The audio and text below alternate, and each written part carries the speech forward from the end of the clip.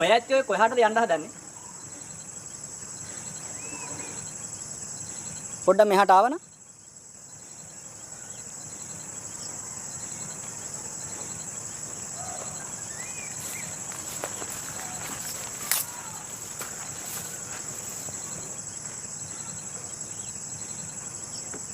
කොහෙද යන්නේ?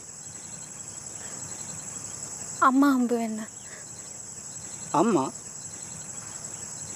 ඔය ඇත්තගේ අම්මා සිංගි අම්මා. සිංගි උපාසක අම්මා දැන් භාවනාවේ ඉන්නේ. උපාසක අම්මා නෙමෙයි. සිංගි අම්මා. අනේ සාදු මට හදිස්සියක්. මොකද්ද හදිස්සිය? මට ඒක සිංගි අම්මට කියන්න ඕනේ. එහෙනම් ඉතින් සිල් පවාරණය කරනකම් ඉන්න වෙනවා.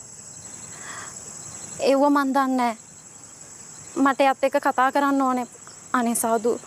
ඔය ඇත්තට හදිස්සියක් කියලා මට තේරෙනවා.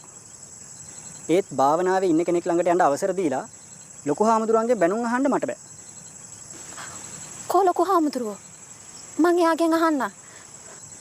උන්වහන්සේත් භාවනාවේ ඉන්නේ. කතා කරන්න බෑ. ඔය ඇත්ති දැන් ගෙදර යන්න. භාවනාව ඉවර වුණාම මම පණිවිඩය කියන්නම්.